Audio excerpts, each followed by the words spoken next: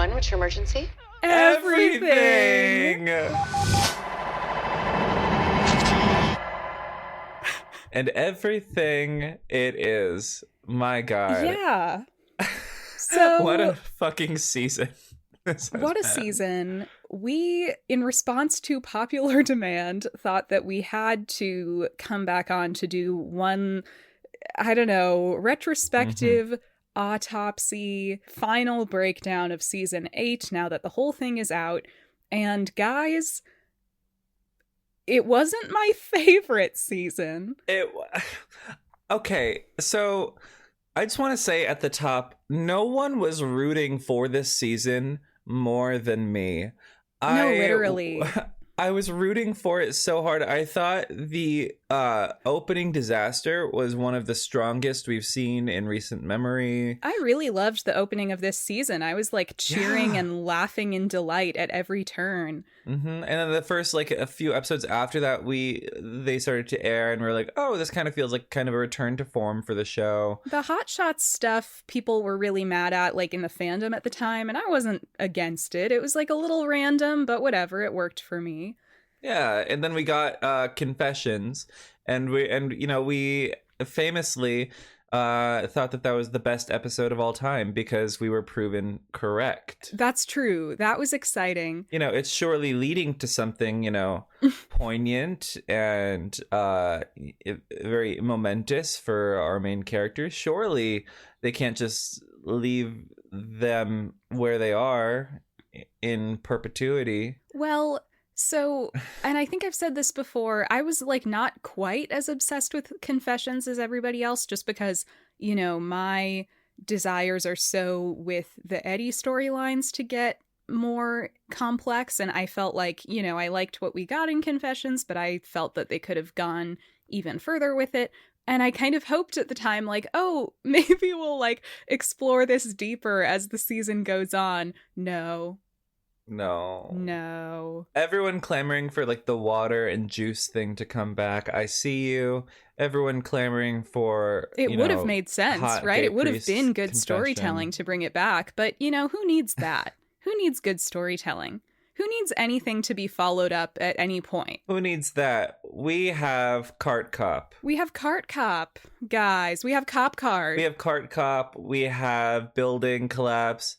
We have 9/11 times 100. It's just like we have so much going on that we can't be bothered to, follow our characters' storylines through to the end in any meaningful way. Do some planting and payoff. Have some sort of thematic tie-in with some symbolism. And listen, guys, that's chuggy. If this is striking you as a depressing start to the episode, I actually have a bit of a format for us prepared. And specifically, I want to end this episode with us listing some positives, right? Because I think that will, the fact is, we've committed to doing this podcast, which means that unfortunately we have committed to like seeing the show out. We are going to watch season 9 and whatever other seasons may or may not come after that. So we want you to be on that journey with us. We're not saying you have to keep watching the show. Like, you don't have to. You could just listen to the First Verse podcast, am I right? But hello, in case anybody needs like that false hope to keep you going, I do have some positives for the end of this. So like the whole thing won't be totally depressing. But here are my thoughts for our format. I think we should give our thoughts on the finale first, and then get into like our larger thoughts on season 8 and potentially what we would have changed, because I actually have like some script doctor notes for this entire season. Then I think we should talk about Buddie queerbait, or lack thereof, whatever you want to call it. Then I think we should talk about Bobby dead. Should Bobby stay dead? And then finally we can bring it back around to the positives. So let's start with the finale, and I'd like to open with a reading of a very infamous quote from another hack, horrible, straight white male TV showrunner. In the words of David Benioff, themes are for 8th grade book reports, and I feel like that is a very prescient quote with this finale, because like what sort of thematic conclusion are we meant to draw from this other than found family, Memory lives on. The end. Yeah, I think that's about it. It really is, when you put it like that, it really is like, yeah, if you wanted to have any takeaways from this episode, all we really have are like the extremely broad kind of boilerplate TV show theme, like so broad that they might as well, you know, that they could be about any TV show. They are so non-specific to 911. They're so non-specific to anything that has happened in the season at large. I mean, that last scene where, you know, Maddie's child has just been born off screen. She's like in the hospital bed with a perfect blowout on her hair and a full face of makeup. Like, I know that there is like a trend nowadays where some women will like get their makeup and hair done in the hospital giving birth, which I think is so dystopian. I'm sorry. Like, you do you, but also like you do not have to have a full face of makeup after you give birth. Anyway, that was distracting to me. And I don't see Maddie Buckley as the type of person to do that. You know, it's so not in line with her character. Like, I know it's a nitpick, especially in the wake of this entire episode being so lame, but like that especially, I was like, girl, you did not just have a baby. Like, they didn't even try to make it look like she had. But we walk into the hospital room. Everybody, like, why are May and Harry there? Like, it'd be one, like, Athena, I'm not questioning, like, they're not close enough to Maddie to be celebrating her new baby with her, but, like, Athena gets there after them. So how does that make any sense? It just doesn't make sense to me that like May and Harry would arrive before Athena in this equation. May's like, let me pick Harry up at school, and then we can go and watch the birth of this woman who our mom's friend from work, kind of. Yeah, we've collectively spent maybe like a half hour with over the last like 3 years. Between the both of us. It was so, oh my god, it was strange. I will say, because in general we have come around to the fandom side of this a lot more. Like, you know, we are pretty much, the fans were right, the show was wrong. You guys were right. Yeah, you told us so, 100%. This is our crow eating party. Oh, this crow tastes so bad. Oh my god, and the feathers, they're in my mouth. They're in my teeth. You guys, all seriousness, I would never eat a crow. I love all corvids. They are intelligent, beautiful creatures that do not deserve to be eaten. But real talk, Athena walking down the hallways of the hospital, I saw people online trying to claim like they knew this was misleading because I thought Athena was walking into the government facility where she'd find Bobby was actually alive. And I was like, you guys, that is a bit of a stretch to me. Wow. Like she's Wanda in like WandaVision, like breaking into the sword base to steal Vision's dead body. Like, I'm like, did the show squander the Bobby death storyline? Yes. And were there some kind of unresolved things that did maybe make it feel like he was going to come back when he didn't? Yeah. I also don't really think it's the show's fault that you randomly had this really weird thought that Athena was like walking down the halls of a government facility to discover her actually alive husband. That one I would give to the show. I don't think you had any reason to believe that. I mean, and don't get me wrong, like I've gotten more sympathetic as time has gone on to the whole Bobby is alive cause, because like absolutely, and we'll get to that. I'm reflecting on, we'll get to it, but I've just been reflecting on like the times when a character has been killed off in a show that in my opinion has been very like unsatisfying for me personally, because I love the character so much and I wanted more of a send-off. Like the one that I go back to is George on Grey's. George was like George was my baby boy. That was like my favorite character. I loved TR Knight, and like as much as I thought that, you know, his death episode was good and the follow-up was fine, I would have wanted a bit more aplomb. I would have wanted a bit more fanfare for my baby boy. Yeah, that episode is really iconic, like, and the reveal they do is really gripping. But the 007, but I agree. I think what happens right before that is George wants to like join the army, which is so lame. Yeah. Oh, and like convinces him to be like a field medic or something. Yeah, and it just feels, I felt like, I don't remember it in full detail, but I feel like they kind of butchered his character right before he died, which makes it feel more bitter. Yeah. But yeah, end of the day, yes, you guys told us so. So we talk about this a little bit in our next episode we have coming out, but I think this episode might end up coming out before that episode, depending on how quick I edit it. But we talked about it a little bit at the top of that episode as well, that basically we were trying so hard to give this season, the second half of this season, the benefit of the doubt in some ways. And like, we were kind of reacting to the fan reaction, like, come on, these people are being so like immature and, you know, reactive. And I think in some ways that is still true. Like, I do stand by some of those things being unjustified. I think like the IMDb review bombing is so stupid.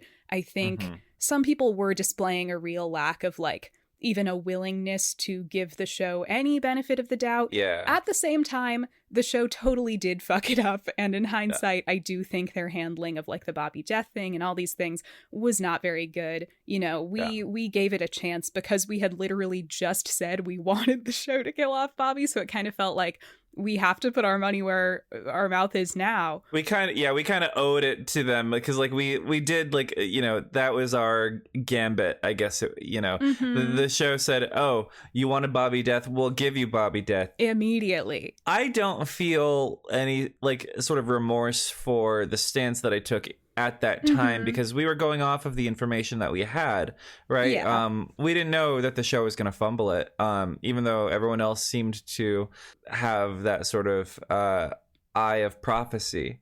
I guess our prophecy, you know, began and ended with Bobby dying, not like what happened after. And so like working with the information that we had, I stand by, you know, everything that, you know, we said and like our stances that we took at the time. It's just unfortunate that like in hindsight, you know, I'm Boo Boo the fool. We were on the wrong side of history there.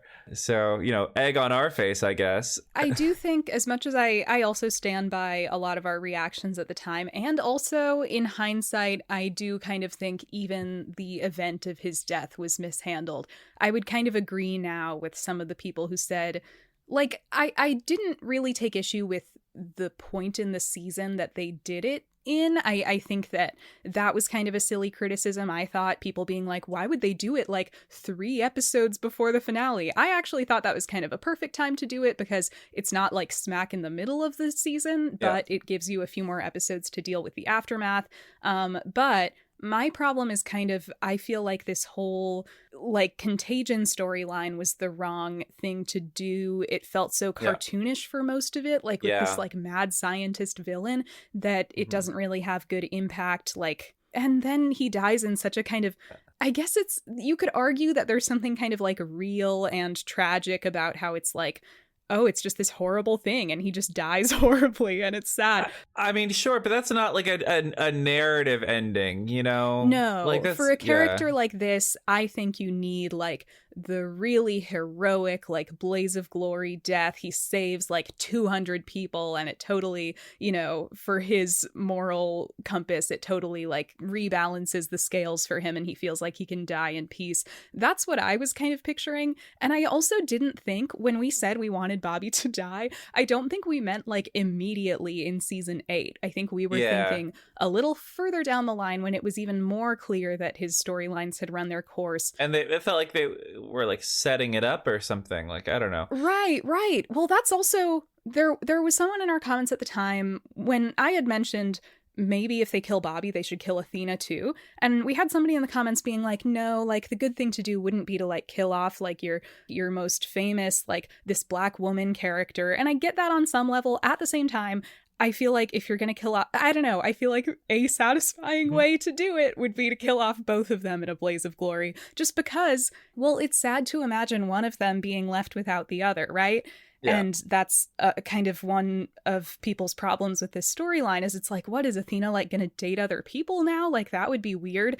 I'm kind of feeling if they leave it like it is with Bobby dead and everything, like it kind of feels like Angela Bassett's going to leave the show and that would suck, right? So I feel like it seems kind of inevitable that if Bobby leaves, eventually Athena will leave. And so I feel like the most like respectful and awesome way to do it is have them both die in a huge, dramatic, heroic way at the same time, like in each other's arms. That's what I was trying to say. Like, I do realize that, Athena is like your extremely strong, like popular Black woman character, and I wouldn't want to take that away from the show. But it's like, if you're gonna kill off Bobby, I feel like kind of that whole generation needs to be off the show. No, I agree. It's just it's an interesting thing for her character in that, you know, it's creating this void in her life, right? And it's like, what are you going to fill it with? Is she going to be like the Terry Irwin, where post Steve's death, a lot of her public image became, you know, consumed by like her family, and like they had that reality show where it's like it's Terry and it's Bindi and Robert. Sorry, I love the Irwins.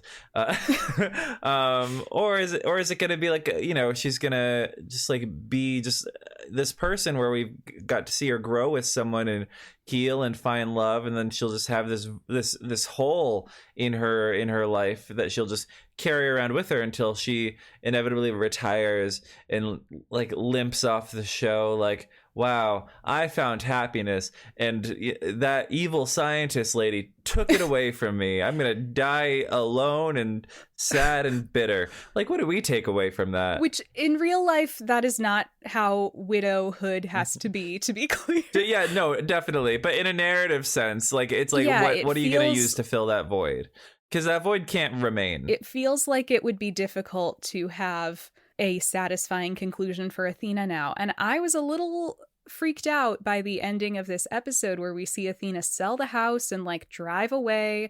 Like, it feels like they're setting her up for Athena to leave the show. And I just think that's a shame, given that now it can kind of inevitably only happen in a very like fizzle out kind of way unless they bring Bobby back. You know what I'm saying? But anyway, back to the finale, because we're getting off track here. So the finale was the way they had her sell the house after she had just said in the last episode that she's not going to do that. And also, like, what was the point? It just really lays bare Tim Minear's thing of like not planning out storylines, because this whole season has been like a bunch of like up and down hills on a roller coaster, but like no destination. Like, things will just flip-flop around all over the place because there was no coherent, thought out course for this season. The Buck finding that new loft and saying that thing about like he was just renting at Eddie's and it wasn't really his and everything, that did not feel like a conclusion to the Buck taking over Eddie's place thing, especially given that we had an entire episode of Buck learning to feel comfortable in that house. It's like, what, was that time just wasted now? Like, I know that we're supposed to enjoy the ride, but if this destination is so nothing, then the ride starts to feel a little bit cheap. You know, so I mean, my hot take about that scene is like, I do think it was like not a good place to leave that episode, but I do think, I said this on Twitter, I don't think that means that Buck's not going to be living with Eddie at the start of season 9. I feel like charitably what that scene was supposed to communicate was that it doesn't feel right looking at new places. Like, his whole thing is like, none of these apartments feel right. And like, when he says like, oh, that place was never really home, I thought of that as like an ironic line potentially, but I could also be proven wrong, because every time I think something in this show is like deliberate storytelling, it turns out not to be, right? I was about to say, like, I can't do apartment theory. I can't do like... But this isn't like apartment theory. This is like just basic storytelling, right? Yeah, but they're bad at that. They're bad at that, Jane. Yes, but I'm just saying, I'm not doing like couch theory. Like, this is very basic reading between the lines, in my opinion. So, but the fact that he was referring to it in past tense, I got this like sinking feeling about it, where it's like, oh, I guess that storyline's done. We're just washing our hands of it, and when season 9 episode 1 kicks in, he'll just be like, hey, welcome to my new loft, you know. And it like looks exactly like the old one. Right, exactly. They just rebuild the set. Well, okay, I could absolutely be proven wrong, and like, feel free to bring me back on in like 4 months and make me eat crow again if I'm wrong, but I currently think that they're still going to be living together at the opening of season 9. I could be wrong, but I hope I'm not. But yeah, when you think about it, it's like all they needed to do is just like you know, the scene with Eddie and Christopher at the end is weird too. When it's like, oh, do you want to like hang out now that we're both back home, Christopher? And he's like, no, like my friend invited me over or something. And it's like, okay, so why would they write that in if it was like I know that I'm like a delusional buddy shipper, and like so that's part of why I was like, oh, maybe like it'll end with like Buck knocking on his door or something. Partly because, to be fair to myself, they've established this motif of like people opening the door and Buck being behind it in this season. Yeah. It's like happened in a very kind of notable way cinematographically. You know that word. Yeah. So part of me was like, oh, maybe there's going to be one final moment, but then there wasn't. So I was like, why not just have a nice scene where Eddie and Christopher are hanging out in their old home? But all you needed to do if you wanted to like not to just end these things in a conclusive way that would be in line with like the previous episode, the rest of the season. And I don't even say this in a buddy shipper way. I just say this in a good story appreciator way. They probably should have ended with like Buck, Eddie, and Christopher, you know, being happily together in their home as their final moment. And we'll get into buddy queerbait later, but like, you know, I do have like a lot of things to say about that, because like it does seem like there's a growing. It's like this weird thing where like Buddy has gotten so huge now that it's like always the elephant in the room with these two characters, and the writers genuinely seem to be. They have this like have your cake and eat it too mentality with Buddy, where they want to fan the flames to grow audience and this is just me being cynical grow audience engagement and you know, like string people along with like a carrot on a stick without ever actually like giving them that like that closure or like a definitive answer one way or the other. And so it seems that like in these big moments there's like a growing allergy to Buddy, where they don't want to even like, you know, insinuate that there's something big going on with these characters in this relationship, and so they leave it to small moments like in the middle of scenes like Buck you know, escaping that, you know, collapsing tower. Shout out to New York, never forget. Or the kitchen fight scene, which we all loved, you know. But that wasn't even like a small moment. That was kind of a big moment. That was a big moment, but that was like, you know, that felt like they were like, hey, that's it. That's all you get. That's one for you. But then like Peppa comes over and they have like that family dinner moment, which again is why it feels odd to me that they don't end the final episode with like them happy in their house again, because that's kind of where we left it in the previous episode. And again, I'm not saying that in a shippy way. I'm literally just saying in a satisfying storytelling way. I don't want to sound like a persecuted fanboy or anything, but there does seem to be a bit of a double standard, you know, because there's no qualms about having, you know, big emotional like character moments that are satisfying to the extent of the relationship with like Buck and Bobby, R.I.P., or, you know, Bobby and Athena, or even just like platonically like Chim and Hen, or like these things that like they feel like, you know, these scenes are like the this is like the full extent of their relationship that we're seeing on screen, and they're very liberal in giving out these little moments between these characters, versus there seems to be this strange like cloud hanging over all of like Buck and Eddie's interactions now, where the writers don't want to throw themselves too fully into the emotions of the scene because they know that we're there watching, which is not a relationship you want to have with your fans. It feels almost adversarial. And like, we're not here to like antagonize the show. We're here to watch and enjoy it. Yeah. And most people's favorite seasons are like 2, 3, and 4 seasons where Buddy aren't being like deliberately set up as romantic, but they're just like existing in the story and having their close relationship. So like, people would probably be satisfied if they just made them normal friends again, but they can't even do that because they're too like self-conscious now about what they've created. And it's sad because hearing you describe it, it's like, man, this is a dynamic we've seen time and time again with like classic popular non-canon gay ships, where like the show does start like first of all being kind of wink about it, but then also getting that discomfort about it. And so you get this really weird dichotomy of like them having really intense scenes in one breath and then being like weirdly like no homo, like they're not allowed to look at each other in the next. And you know, I'm thinking back to like Steric and Destiel and whatever, and where I was also thinking Steric. I don't know as much about Destiel, but I am thinking Steric, like not that we were big Steric shippers and like we know that's a controversial ship. Check out my YouTube video, why is Sterrick on the Jane Mulcahy channel. Watch my Teen Wolf video. I have a whole section on shipping wars. Yes, watch Ryan's 5-hour. I almost said Sterrick. No, it's not a Sterrick video. It's a Teen Wolf video. If you made a 5-hour Sterrick video, you would never live it down. I've barely lived down making an hour-long one. I think I give Sterrick, like, in 5 hours, I think I give Sterrick like maybe like 10 minutes of like conversation. And it's what they deserve. It's what they deserve. But it is.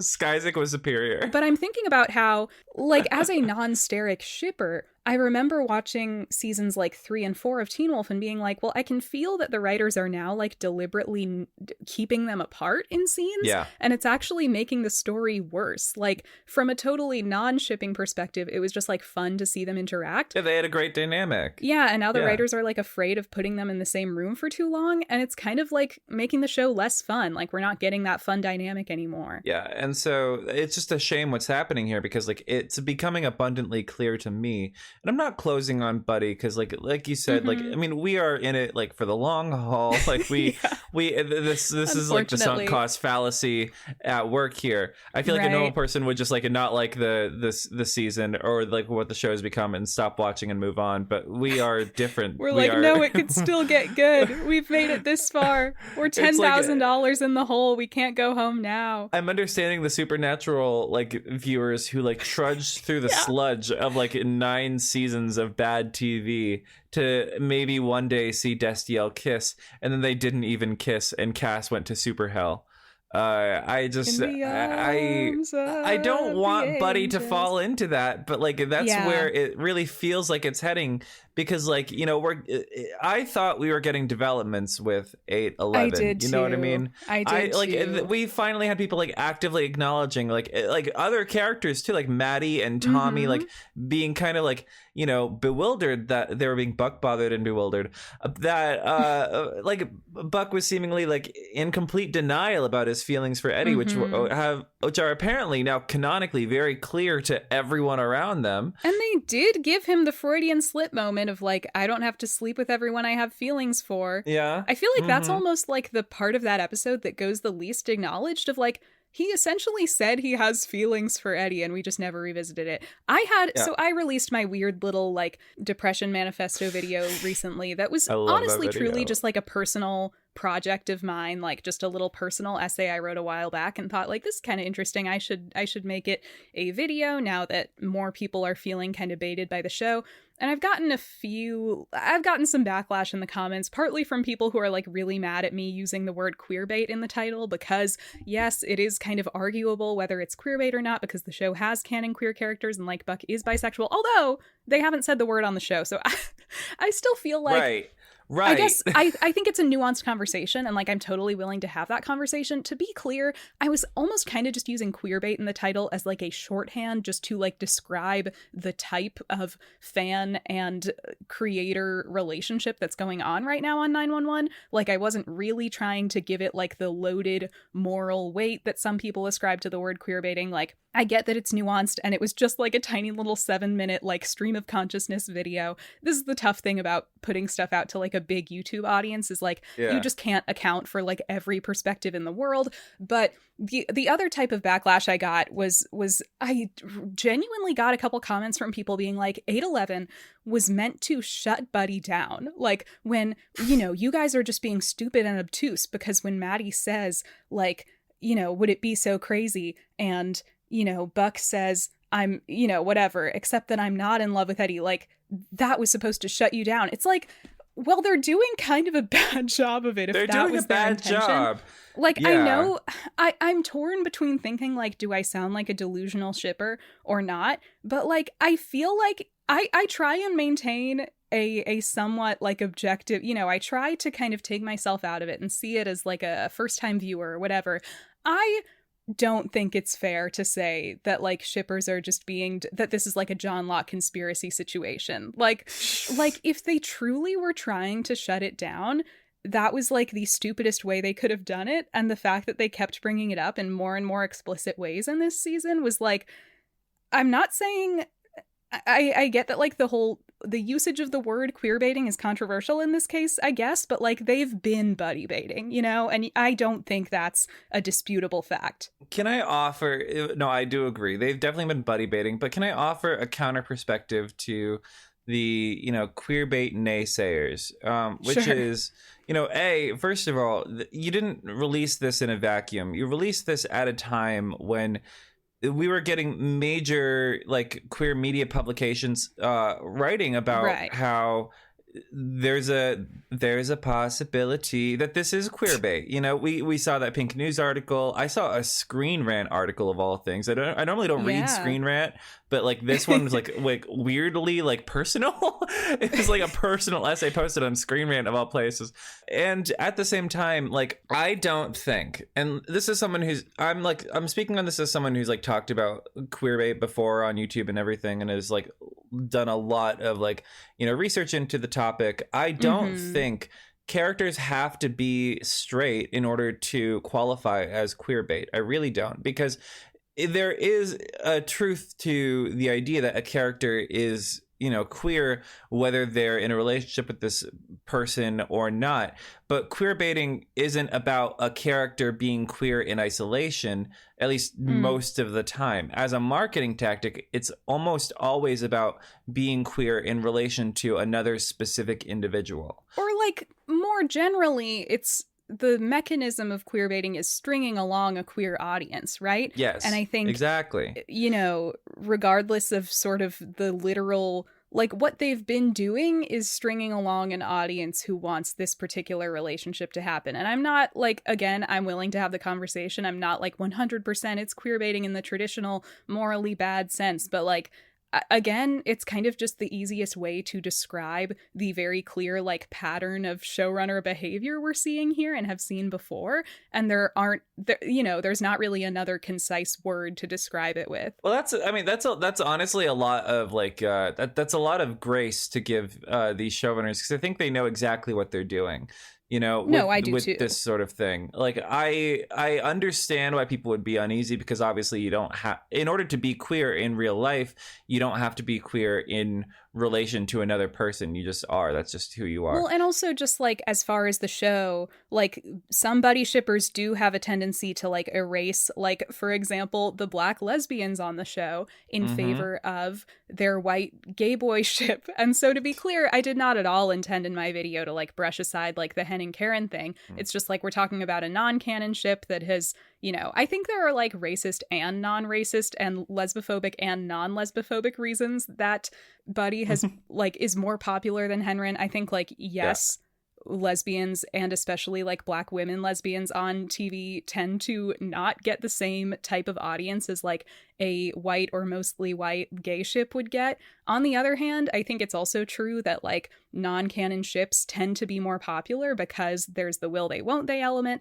Like Hen and Karen being married when the show starts kind of ensures that they're not going to have the same shipping fan base, just because shipping typically revolves around like the tension and wanting two people to get together in the first place. So like I think it's a double-edged sword of like you can acknowledge that there are reasons those characters get sidelined, and also like just from like their mechanisms in the story, it also makes sense that the non-canon ship gets more shipping attention than the canon one. And also Buck and Eddie get more screen time, which is also, you could ascribe that to the show favoring like white male characters, but like is also a reason. But even saying like, you know, the white gay boys, like I've seen a lot of people talk about like how referring to like Buck in that way is bi erasure because Buck is bisexual, he's not gay. And like, and I just want to say, first of all, when did we stop using gay as an umbrella term? Like if we're right. When I say gay ship, I just mean they're two men. I don't mean they're both gay, period. Right. I think it's unfortunate that like, you know, the fandom is so defensive of Buck's bisexuality in a way that I find really great and like, you know, touching that they have so much emotion for the character. And therefore, I think it's really kind of embarrassing on the show's part that they haven't even bothered trying to explain Buck's sexuality in any meaningful way, you know? Yeah. Or like to investigate it in any way, or like have an actual conversation about it. Because it's just like, you know, Buck is like, if for the first like 6 seasons of the show, Buck was straight, but hinted in potentially ambiguous areas. And then, then we get Buck, Bothered, and Bewildered. And now he seemingly just dates men. Yeah, but it's not even men plural. He just seemingly dates man, Tommy. And everybody's accusing him of being in love with another man. Yeah. But it's interesting that, like, I feel like in any other show, what you do is you have the Buck, Bothered, and Bewildered episode, and then you have an episode where he, like, explores his sexuality. And in this show, you got, like, an episode after where he pondered it for, like, a moment with Maddie, except it was only in relation to his attraction to men. It was just like, oh, I'll check out a guy's ass. It wasn't like, oh, I've always kind of thought that way about men and women. It was just like one thing.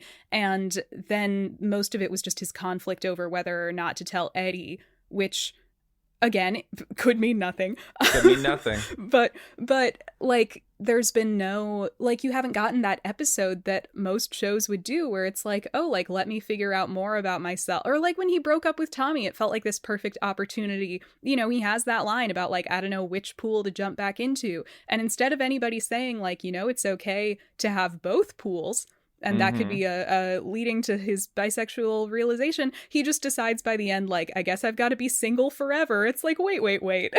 What is going on here? I'm not bisexual myself, but I empathize with the struggle of bi erasure because goddamn, like, it's 2025 and they can't just be like, oh, I Googled it and I guess I'm bisexual. Like, they can't even do, like, a throwaway line.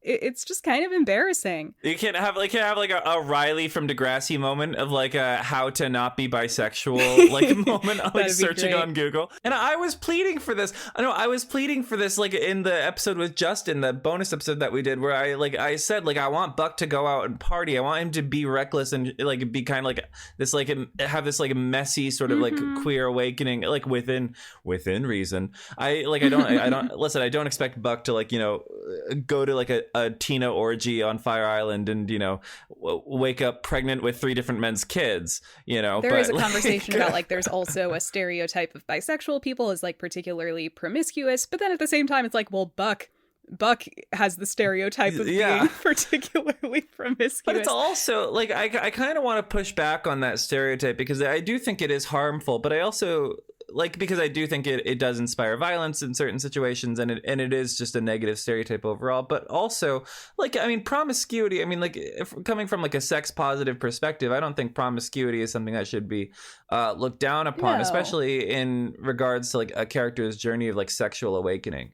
I wasn't like, and at the end of the day, like there are ways to do that without making it about like this bisexual person is obsessed with sex or whatever. Yeah, this massive slut just got a whole nother dating pool like opened up to him. But like that's Buck 1.0. Watch him rail his way through, like downtown LA, West Hollywood. Better look out.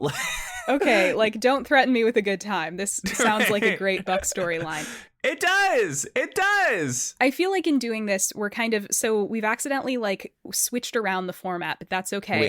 I'm totally going with. I'm so sorry. I broke the format. No. I'm going with it. We are accidentally transitioning into our thoughts on season 8 in general and what we would have changed. So like number 1, Buck needs that sexuality journey and he needs it now. But now that we mention that, like my whole thing with the opening of this season, when, Gerard is captain, I kind of assumed, like, all summer leading up to this season, I was like, oh, this is going to be an opportunity for a really fun Buck arc where, like, he's never been a minority before. Yeah.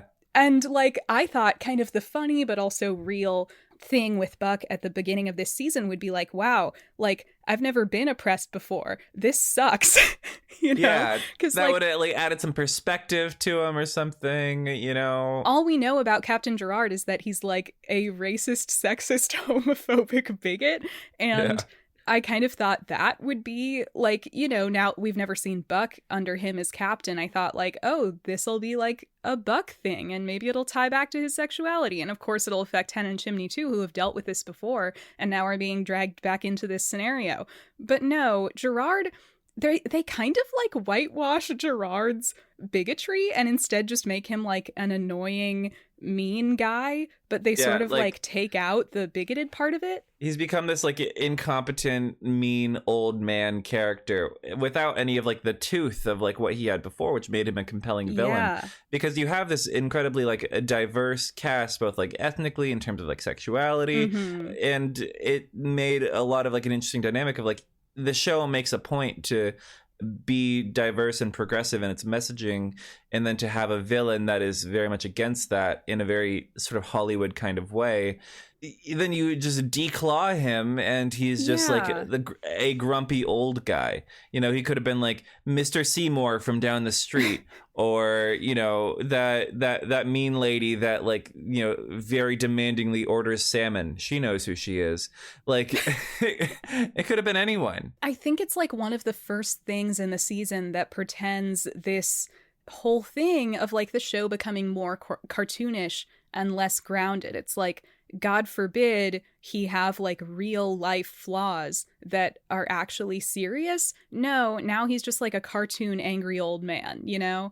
And so our characters have no real emotional stake in anything. It's just like, the boss is mean and he likes me or whatever. Like, I think a good place to start this whole season would have been like, we can still make light of it, but like, why declaw Gerard, you know, make him still a shitty guy. And, you know, Buck can have this thing of like, wow, I'm experiencing like being marginalized for the first time, and it's kind of weird. And like they could still do that thing where like Gerard's kind of taking him under his wing, but now you have the complexity of like, you know, Buck's in the corner like, he doesn't know I'm bisexual.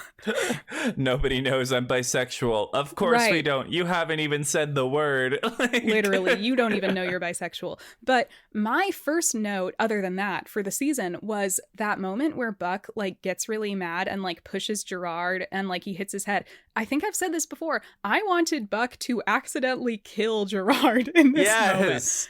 Please. I think it would have been a so much better storyline. It would have been so much funnier on some level. It would have had that kind of meanness we've talked about wanting in the show sometimes, like the sort of glee, like taking it a little one step further in its exaggeration. And it just would have been like so much better of like an arc for Buck, I think, if he had like had to deal with the implications of like, did I murder someone? I just can imagine that being so funny. That'd be such a Buck storyline to get though, because he'd be like the perfect person to like waffle on that and like dwell on it for like episodes on end and like have this very sincere, earnest guilt about it. But like, you know, you can make it kind of farcical. Yeah, make it farcical.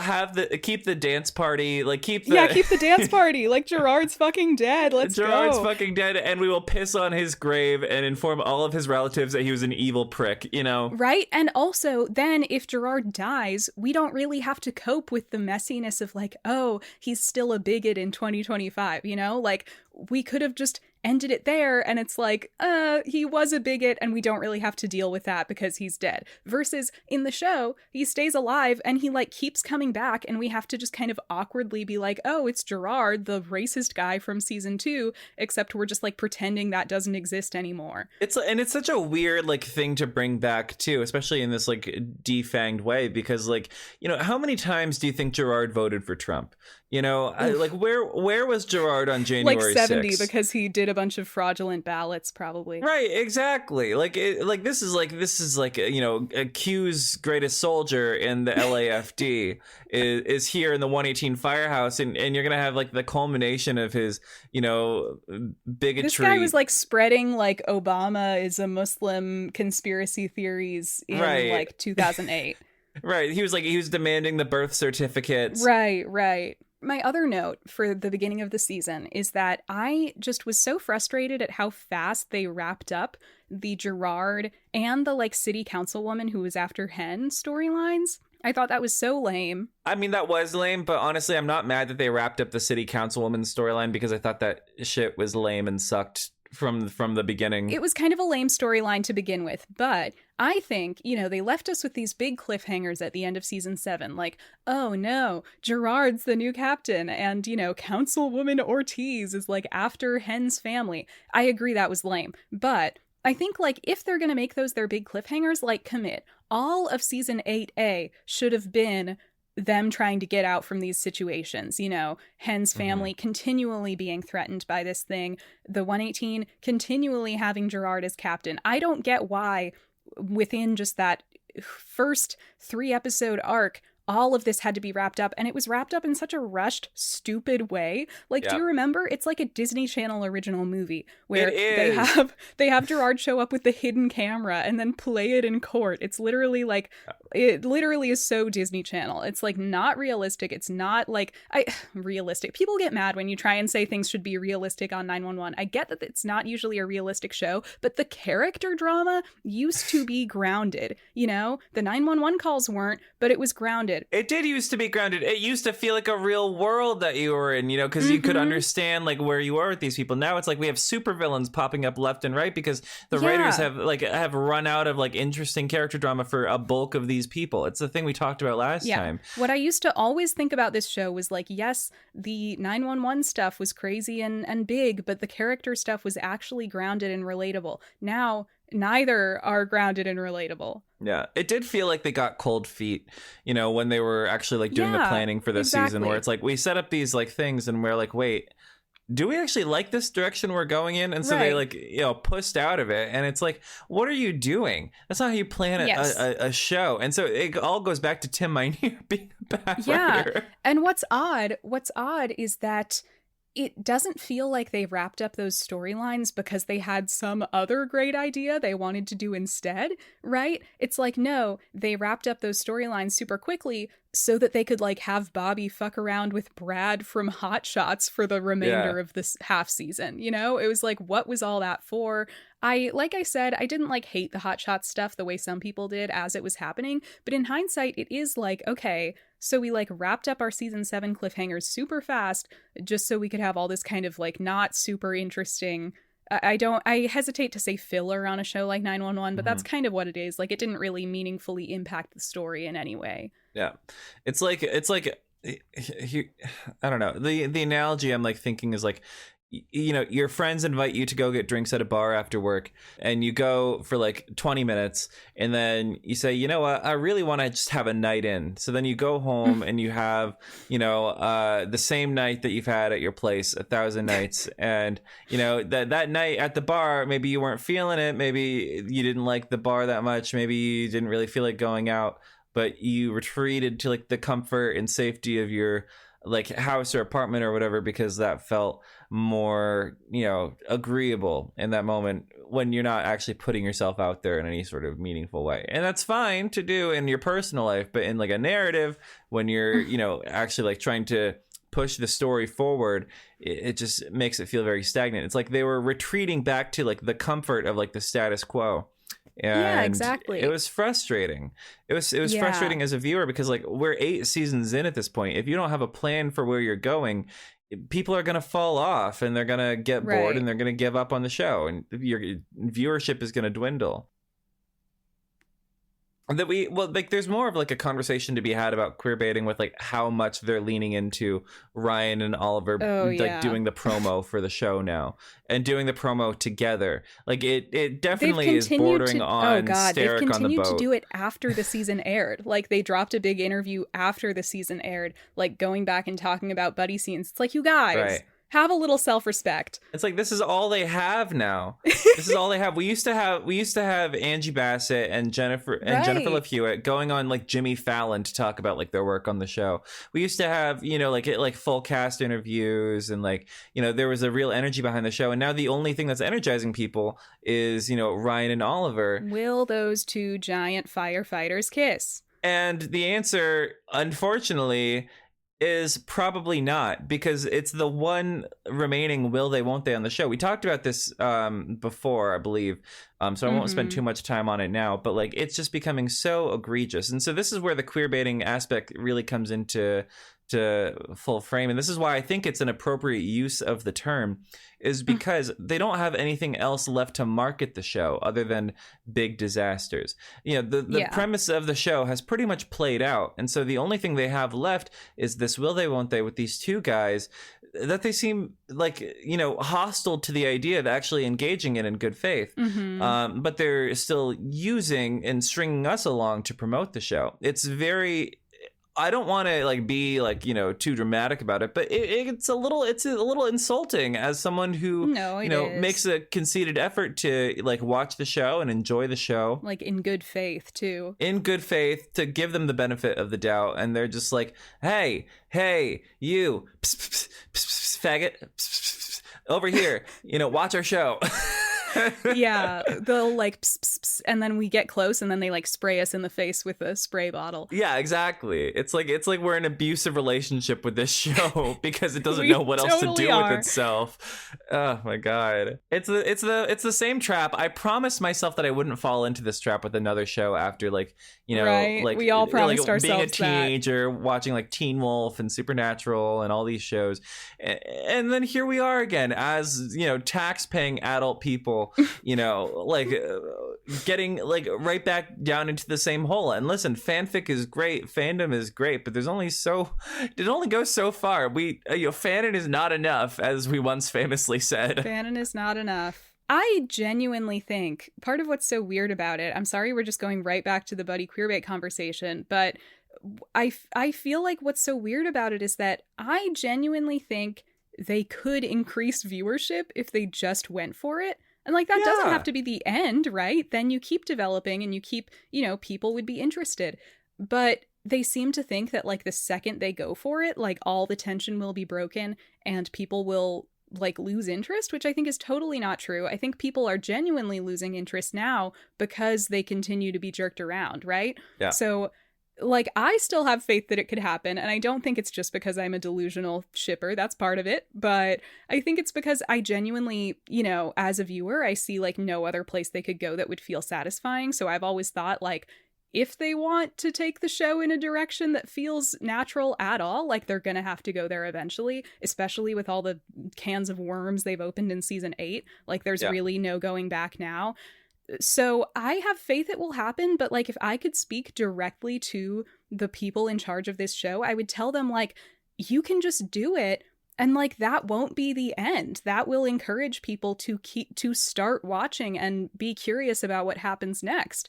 And I just think it's kind of silly that they think they can only keep stretching it out. I appreciate that you have that perspective. I can't say that I share it. I really genuinely like am starting to believe that like the reason it hasn't happened yet is because they don't want it to. It seems like Tim isn't interested in Buddie as a dramatic plot beat, and that isn't the characters that he wants to write. It really feels to me that that's not where he wants the show to go. But he also sees the writing on the wall, and that's the only way to keep people engaged. And so he's you know, becoming like a prisoner to his own thing. And so like I genuinely it's this very cynical like old straight man marketing perspective of like, well, if we just keep stringing them along, then they'll keep watching, and it doesn't matter what we do because we have them on our hook and we can do whatever we want. And they're probably right about that, you know? So I think that's reasonable. But my only thing that I would argue is you say like that's not the characters he wants to write. Here's the thing. I don't think he knows what characters he wants to write, right? He seems to frankly genuinely not really know who any of these characters are at this point. Yeah. I don't know if something changed when he left to run Lone Star and then came back. Maybe he kind of forgot, or maybe he has now just gotten to this place where he has so few checks and balances, like he has so much power and no one is saying no to him that he'll just take these people in any direction without really caring about the consistency of it. But like watching season 8, I don't get the sense that he has any real idea of like what direction he wants any character to go in. So if anything, part of my continued hope is just that he seems to do things on whims and not really pay much heed to like, oh, this is the direction I want to take it. But listen, I have some takes on whether Tim Minear will even continue to be involved in the show, and I will save that for the positive section, which will happen. Back to what we would have changed about season 8. back to Hot Shots, I think that storyline should have either been axed or been way more meta, because that was the other big missed opportunity with the Hot Shots thing, is they introduced this great concept of like, okay, there is the show 911 within the show 911. And you think like, oh, this is so funny. Like they've got like this British actor playing an American guy as like a reference to Oliver Stark. This is funny. And then they just do nothing with it. At all. Like they could have, I know it can feel kind of cheap and gimmicky to do like meta storylines, like the supernatural, like the thing in that show where there was like a series of books about their lives or whatever. Yeah, and then they did like the episode with the play put on. Yeah. Yes. That was silly, but like I think sometimes that stuff can be really fun if you like use it as an opportunity to explore things about your story. And they didn't even do like the cheap things, you know, as everybody was pointing out at the time, people would see these behind the scenes shots of like, oh my god, they've got like a Hot Shots guy like, you know, hanging from a ladder truck in the same way Buck was when he got struck by lightning, or like they've got a guy on set with rebar through his skull like Chimney. And then you watch the episodes and those are literally just like background gags that they don't do anything with, and it just feels really odd to go to the trouble of putting those things in and not have any kind of like commentary on anything or like use it for character drama. So I think if they wanted to do that stuff, they should have used it as an opportunity to like maybe explore some of the things that have happened on the show and delve deeper into them emotionally. And that could have been kind of your concept for like how season 8 is different, I guess. Yeah, that would have been great, because that would have offered some genuine introspection on the show, because it feels like at this point, like I don't want to say that the show should end soon, because like I do love this show and I do want to see where things are going with these characters. And like you don't want it to end on this sour note, you know? Like in theory you want them to kind of correct a bunch of things and then end. But like at the same time, it does feel like it's limping towards a very unsatisfying conclusion. Does anyone else get that feeling? Yeah. It really feels like this show is on its last legs. It's like a dog that needs to be put down. And we had so much energy in moments, in bursts, in certain individual weeks that like you can see feasibly how they could continue this for another 5 years, but like it doesn't seem like they have the focus or the passion to actually go down that road. So it's become this sort of like almost lifeless sort of entity that is, you know, as a dedicated viewer, is very frustrating. And so Hot Shots, that was like a very emblematic episode for me of like, they set themselves up for success and were just like, whatever. And then they walked across the canvas anyways because they wanted to go get their coffee, not even caring about the picture, you know? Yeah, absolutely. And they keep doing this. This is like the most recurring problem on season 8. Like skipping forward a little bit in the timeline, right? Yeah. I think that what they really could have done is maybe actually followed through on their promises of more self-discovery with Buck. Like, this is what I keep saying, is that like, you know, they have this sort of rich tapestry to work with of this character who's discovering himself in real time, and they're just sitting on it until like a few, you know, more like another half season down the line, he's going to be bisexual for 2 years at this point. It's going to be old news, you know? Yeah, that's depressing. And, you know, Eddie has just been running in circles ever since he was introduced, right? Poor Eddie. My baby boy. Listen, I thought that Eddie's Texas episodes were genuinely some of the best Eddie content we've gotten. I agree. On the show, which is kind of sad on the one hand, because it's not like we get that much accomplished in those episodes. But like when we see him just like genuinely struggling to adjust in Texas, and then when we see him finally reconcile with his son and finally stand up to his parents in this really kind of confident way, I thought that stuff was so good. I loved it.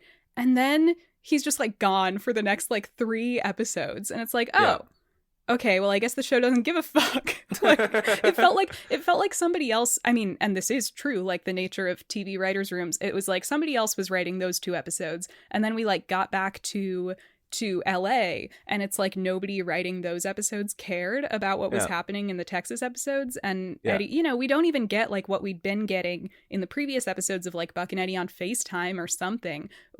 Eddie's like nowhere to be found, and they're not even talking about him. Not even a reference, you know? Not even a reference. Not even, as I've said before, I would have loved just like at the very least, like when all the contagion stuff is happening, just like a throwaway line, like, should we call Eddie? Like, no, I don't want to worry him with this right now. Whatever, like something to be like, there's a reason we're not bringing Eddie into it. I really felt in the Texas episodes like we were making some progress. And then when we finally get to the point of like bringing Eddie back to LA and bringing back Christopher, that all just kind of gets like flushed down the toilet as a resolution. It's like, you know, Eddie decides to stay. It's right there, right? It would have been so easy. There. I liked his little heroic moment in the finale where he's like, no, I'm here and I'm going to help you guys out because it's what Bobby would have wanted. Like, that was a great Eddie moment. And then instead of the very obvious thing, which is just Eddie helps out and realizes that his place is with the 118 and says, actually, I'm going to stay because, like, this is where I belong. He has to have Chimney tell him that for some reason. And, like, no hate to my boy Chimney, you know, Kenny Choi gave a great performance in that monologue, but it's like, how is that? There's literally an exchange where, like, Chimney says to Eddie, like, no, you're not leaving. And Buck's like, he's not? And it's like, it, like, lays so bare that, like, oh, that's all it took? Like, nothing that actually would connect to the story, but just Chimney telling him, like, not to buy a plane ticket. And of course, Christopher isn't involved. Jane, what story? Like, another way they could have done it is maybe Eddie goes home and he's like, okay, Chris, like, we're gonna find another flight. And maybe Christopher tells him, like, no, like, this is where we belong. Let's stay. I want to stay here. You know, I'm ready to live here again, you know, so that he could have been involved. Because Christopher has had no agency this season, you know? At all. And it just feels like such a slap in the face. Like, I really think that this is why it's such an exercise in frustration for me to, like, look back and think about, like, what would I have done differently? Because honestly, like, what I would have done differently is rebuild the season from the ground up, structured it completely differently, gone in very different directions with almost every single storyline, and reached a very different conclusion than the one that this show reached. And so because of that, like, I just can't help but think of this season as just a holistic failure. Like, it's just it's like more egregious in my opinion than season 7, because 7, you know, at least had the excuse of, you know, the first half of the season was pretty solid. And it was also a victim of the writer's strike, so there were only 10 episodes, so things had to be condensed. I get that. It led to a subpar product, but I understand how you got there. We had 18 episodes. 18 episodes, and they did jack shit. And a normal production schedule. We ended up back. Basically, we went full circle back in the same place that we began at the beginning of the season, except Bobby's dead. Bobby's dead with very little fanfare. And there's been no growth at all other than Eddie's back in the fray with Chris in that same ass house. Listen, it's... Buck and Tommy did break up. That's true. Buck and Tommy did break up. They did break up. The biggest developments of this entire season: 1, Bobby died, but like it didn't even really matter. 2, Christopher's back home, but it didn't even really matter. 3, Buck and Tommy did break up. And in fairness, maybe the whole season was worth it just for that. And when they hashtag let Buck fuck, they didn't even like try to like. They just made him fuck the one other guy that isn't even a good character. But at the same time, doesn't even seem attracted to him. At the same time, they made it very clear, and this is a point in the show's credit. They made it very clear in that moment that no, this isn't going to be a romance. The romance is done. That's not happening again. Yeah, I completely agree. And when you put it like that, it's really stark to me. Stark? Hello? Stark? Oliver Stark, hello? Email us back. Anyway, so yeah, when you put it like that, I was so anti-season 7, and I still am. But yeah, when season 7 was over, I was like, okay, so that was like an awkward season because it was this transitive time where, you know, the show had just switched networks. And yeah, the writer's strike, actor's strike happened. Of course, it was an awkward season, but they're really going to pull it together for season 8, right? We're gonna get back on track in season 8. And now it's like, oh my God. I think we're realizing season 7 wasn't bad because it was like during this transition period where, you know, they were affected by the writers and actors strikes. I think season 7 was just an honest manifestation of Tim Minear's current abilities as a showrunner. And season 8 has largely just been an expanded version of that. And that is depressing. And that makes me think, hashtag Tim Minear, quit your job. Hashtag Tim Minear, quit your job. ABC, hashtag fire Tim Minear. Please. Hashtag fire Tim Minear, please. Radicalized against this man. And it's been an incredible development to see, because like I was ruminating on this. I was like thinking about like why I've, spent so long giving him the benefit of the doubt. And I think it's genuinely because those first 4 seasons of the show were so... They worked for me even when there were parts that were bad, because the rest of the show surrounding it was so relatively good, and there was so much to connect with for me. And so it was hard for me to believe that this person who made these first 4 seasons of genuinely good TV could turn it into such a trash fire, And so that was startling. Especially because, like I said, I really liked the first half of season 7. I thought it was really solid. I think what we're learning maybe is either that the first 4 seasons were good in spite of Tim Minear and not because of him, like perhaps there were other creative forces really driving those seasons being good, or perhaps Tim Minear, like I said, had more checks and balances back then, was kind of more backseat, like working with a team of people who could tell him no at times, and so like more of only his good stuff would come through and not his bad stuff. And now, after leaving and coming back, perhaps he's become this more like godlike figure. I mean, he talks about himself. I don't mean to project things onto this man that I don't know personally in any way, but he does talk about himself sometimes in this very like, I'm the god of this show. Like he seems to think of himself in kind of a lofty way over the show, as opposed to like, I'm a writer telling a story collaboratively. Yeah. And that's a little alarming. I definitely think it's the latter. Yeah, so I think perhaps he went to Lone Star, became the god of Lone Star, by all accounts not the best show, and then came back and was like, yes, I am the god of the OG 911. Not what Justin will tell you, though. Not what Justin will tell you. Sorry, Justin. And yeah, I think now probably he's got too much creative control, but I think this could transition us great into positives, because my only other section was just, should Bobby stay dead? And my only thing to say about that, so of course, like we said, when Bobby died, we were like, oh, let's like hear them out. Now that the whole season has proven so bad and all of the fans were kind of proven right, I'll be the first to say it. I kind of am becoming a Bobby Alive Maxer. I kind of get it. Oh, wow. I do think. Oh, wow. I do kind of think at this point, it would be incredibly funny if, in an obvious response to fan backlash, they just like found some ridiculous way to bring him back. I mean, I love that for you. I will say, for as unsatisfying as Bobby's death was in hindsight, I gotta roll with that punch. I'm like, sometimes that happens. I really feel like if they bring Bobby back from the dead to appease fan concerns, I just like, that's like gonna be like the ultimate jump the shark moment for me. It's kind of like more embarrassing if they do that. I get that, but I think at this point, like, we've jumped the shark so thoroughly that I would just kind of roll with it and be like, oh, haha, 911, you crazy dog, you. But that's gonna be the ultimate nail in the coffin for me of the problem that we talked about before Bobby it'll had be the died. opposite of a nail in the coffin. It'll be the coffin being opened. Because then the coffin will never close again. Anyone who dies in the show is just going to be at risk of like being undead if they ever have the balls to kill someone off again.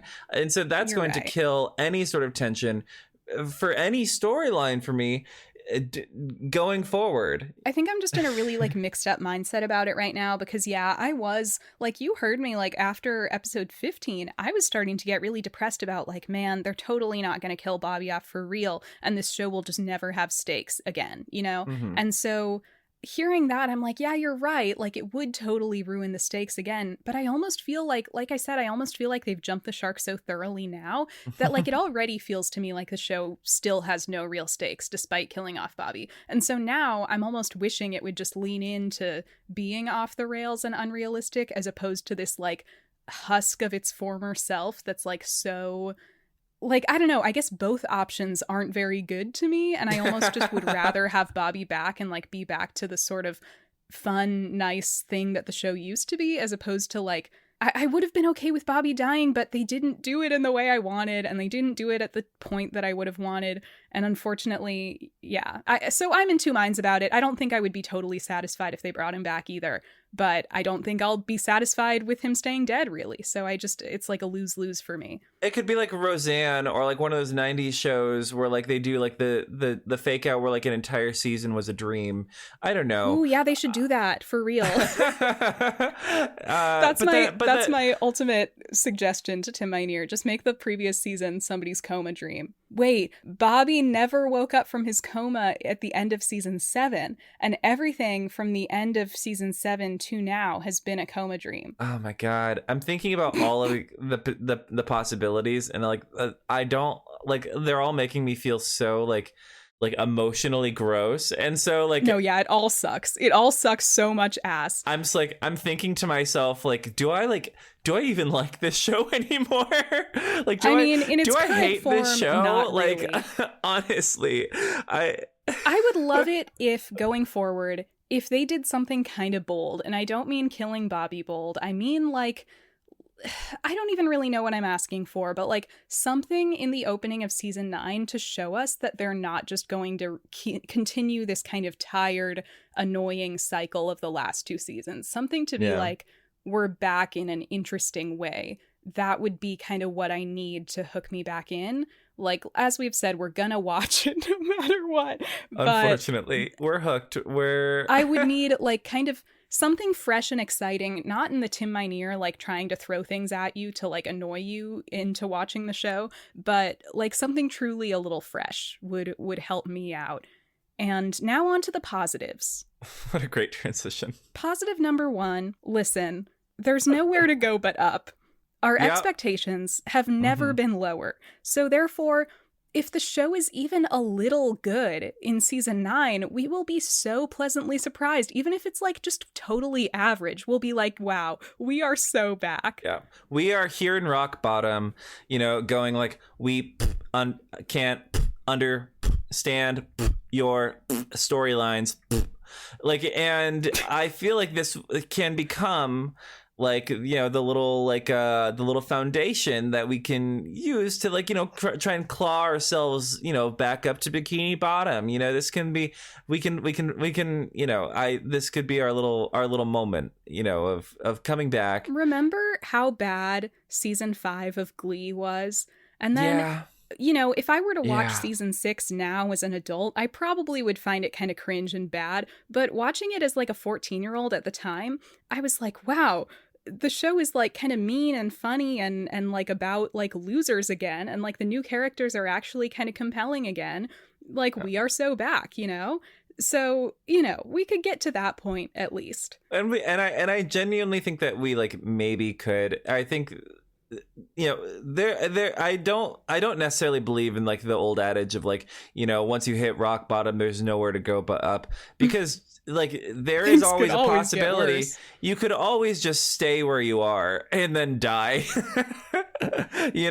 Like there's always a possibility of that. But at the same time, I do think the fan backlash, I feel like the network will listen to at least some of it, where they'll say, okay, clearly something's wrong, something's not working.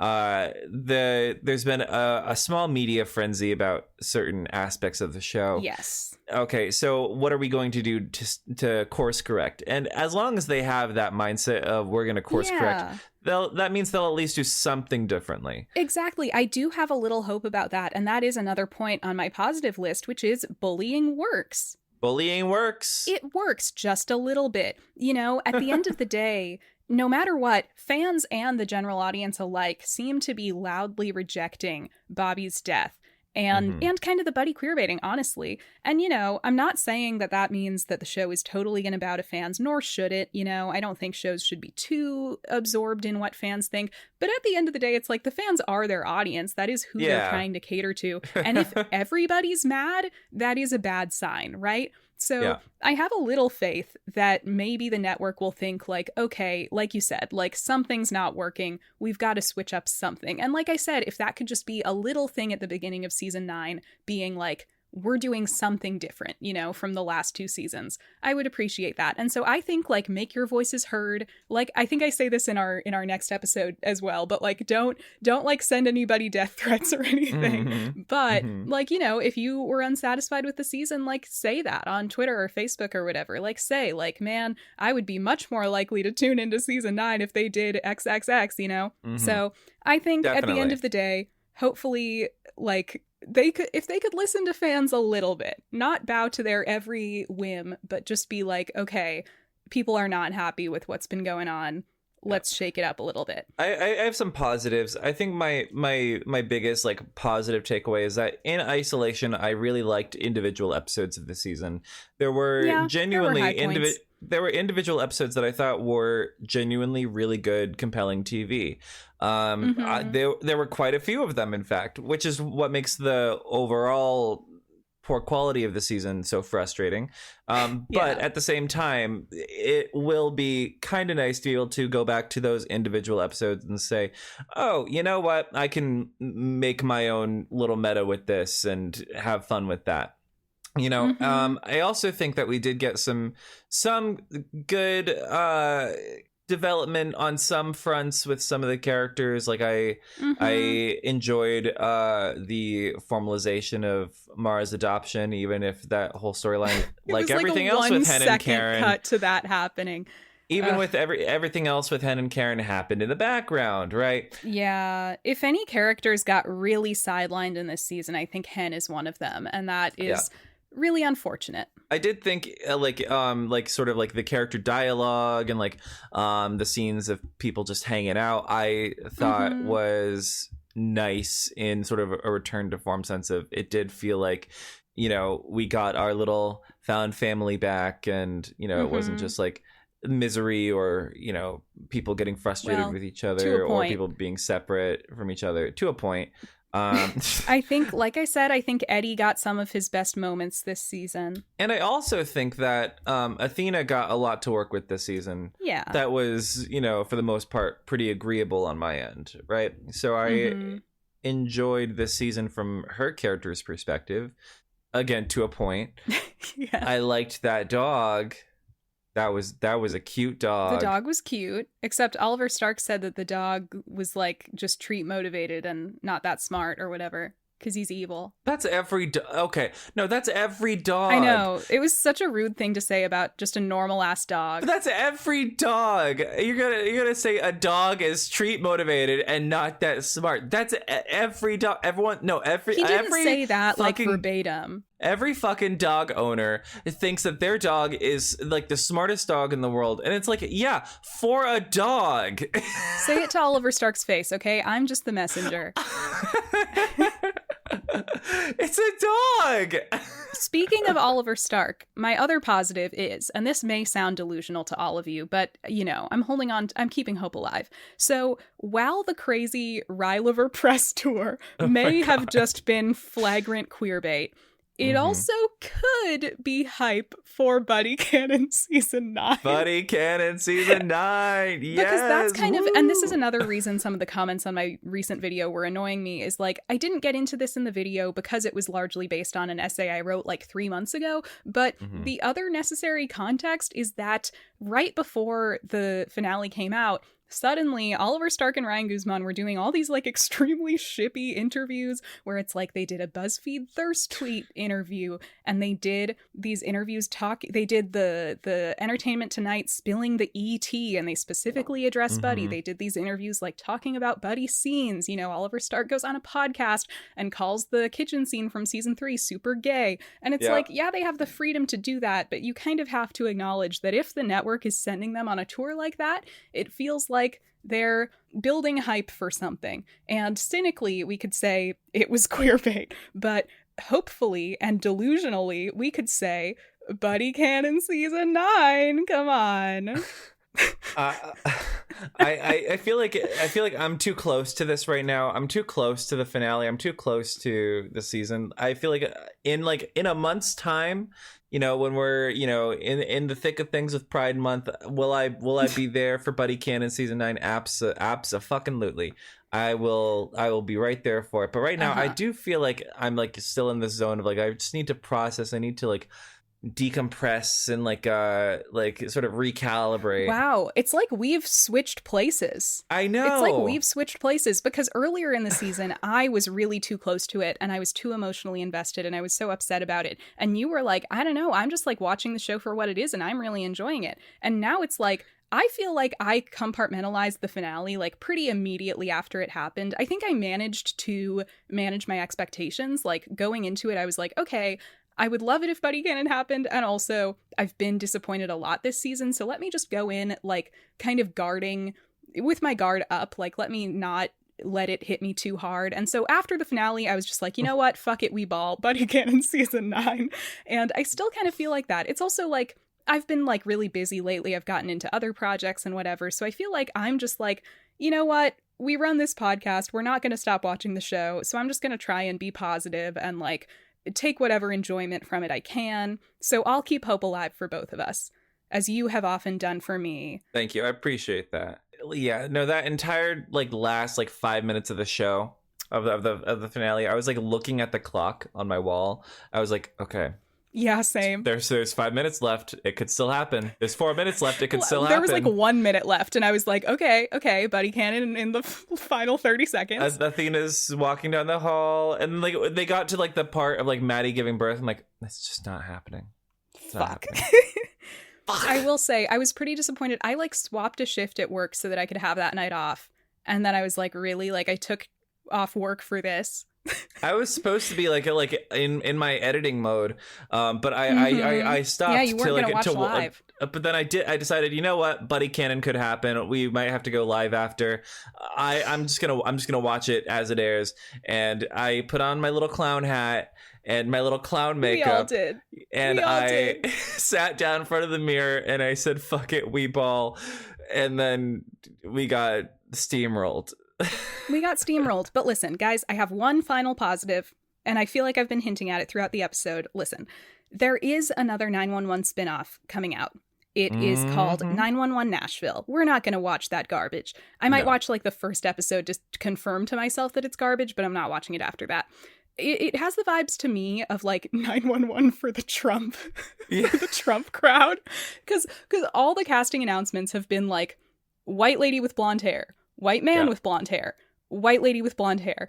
And it just seems kind of like a deliberate departure from previous 911 incarnations. But anyway. Which can I just say, taking in the demographics of Tennessee is crazy. Yeah. I'm sorry, I can't. Yeah, absolutely. Very silly. But when 911 Lone Star launched, who should have gone and left OG 911 to go run the show? Oh, it was Tim Minear. So listen, here's an easy solution for everybody. Tim Minear could leave 911 Prime, go run his stupid Trumper show, and leave OG 911 in the hands of a more capable writer. Now, I realize if they make it Kristen Rydell, the fans will riot. I wouldn't. I get that everybody assumes that she's anti-Buddie Cannon because of that one interview she gave one time, like 5 years ago.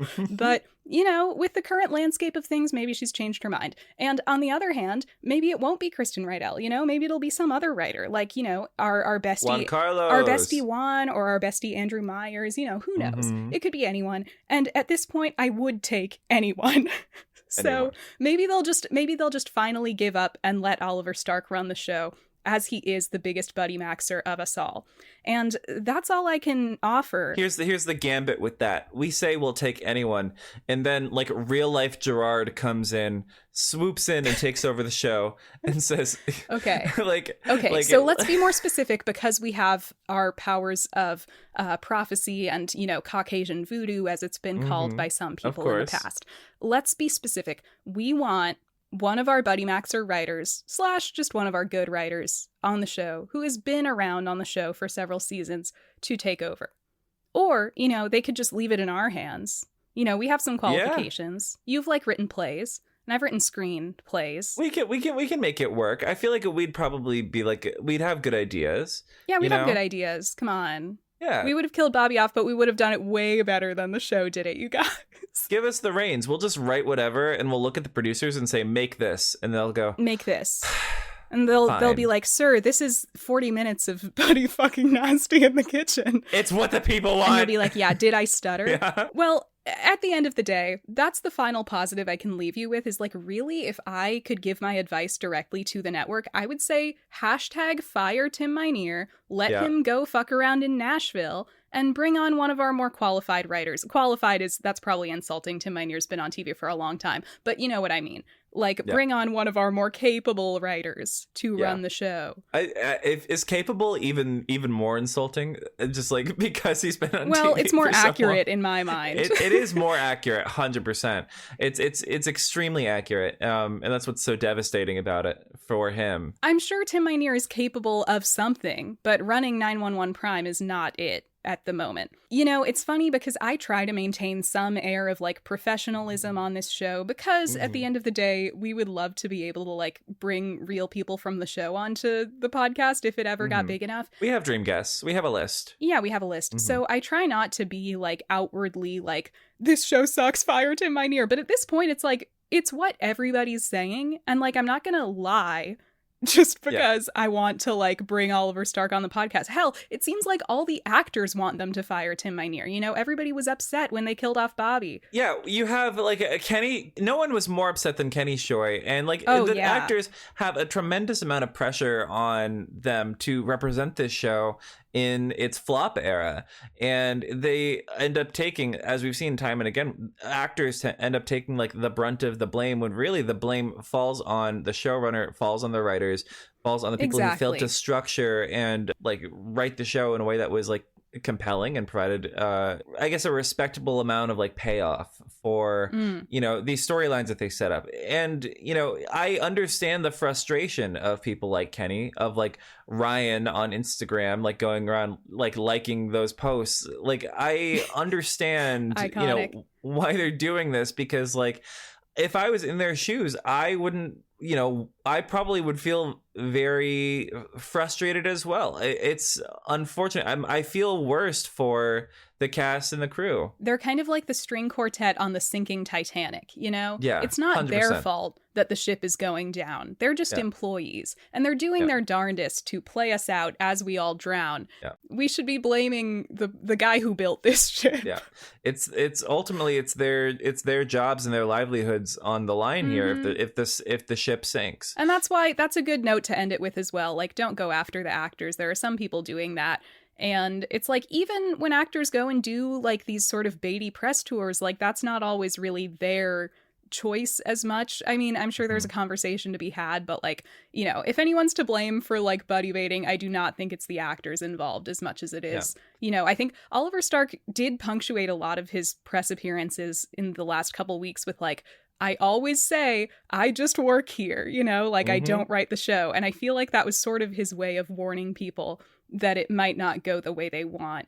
And I think we should listen. He does just work there. Amber Riley on TikTok, people were dragging Amber for singing that original song Held to the No that was laden with microaggressions. And she said the ultimate truth of working in TV. You would do it too for a check. You would do it too for a check. Okay? Like, these people, they work for a company. And their job is to be like the public face of this program. This is how they make their money. You know, if I you know, work in a restaurant and it comes out that there were like some unsanitary, like, you know, working conditions in the kitchen, or there was like some like money skimmed off the top in accounting, I'm just a waiter. Like, I just take the orders. So at the end of the day, they're just following orders. Oh, no.